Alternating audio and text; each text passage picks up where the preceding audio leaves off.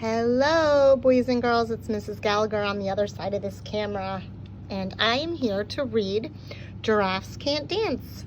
This is the book that we read this morning about this awesome giraffe who didn't think he could do something, but with practice, he was able to. So, let's see.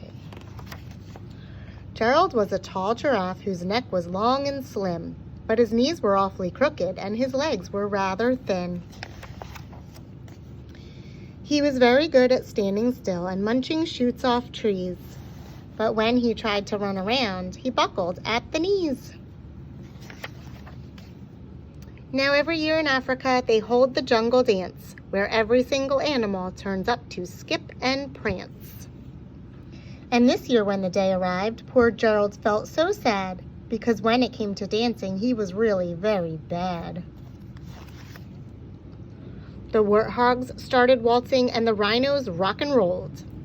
The lions danced a tango that was elegant and bold. The chimps all did a cha-cha with a very Latin feel, and 8 baboons then teamed up for a splendid Scottish reel.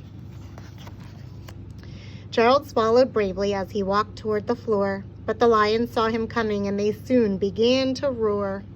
"Hey, look at clumsy Gerald," the animals all sneered. "Giraffes can't dance, you silly fool. Oh, Gerald, you're so weird." Gerald simply froze up. He was rooted to the spot. "They're right," he thought. "I'm useless. Oh, I feel like such a clot." So he crept off from the dance floor and he started walking home. He'd never felt so sad before, so sad and so alone. Then he found a little clearing and he looked up at the sky. "The moon can be so beautiful," he whispered with a sigh. "Excuse me," coughed a cricket who'd seen Gerald earlier on, "but sometimes when you're different, you just need a different song." Listen to the swaying grass and listen to the trees. To me, the sweetest music is those branches in the breeze. So imagine that the lovely moon is playing just for you. Everything makes music if you really want it to. With that, the cricket smiled and picked up his violin. Then Gerald felt his body do the most amazing thing. His hooves had started shuffling, making circles on the ground. His neck was gently swaying and his tail was swishing round. Look, he's starting to dance. He threw his arms out sideways and he swung them everywhere. Then he did a backward somersault and leapt up in the air. Look at that. Gerald felt so wonderful. His mouth was open wide.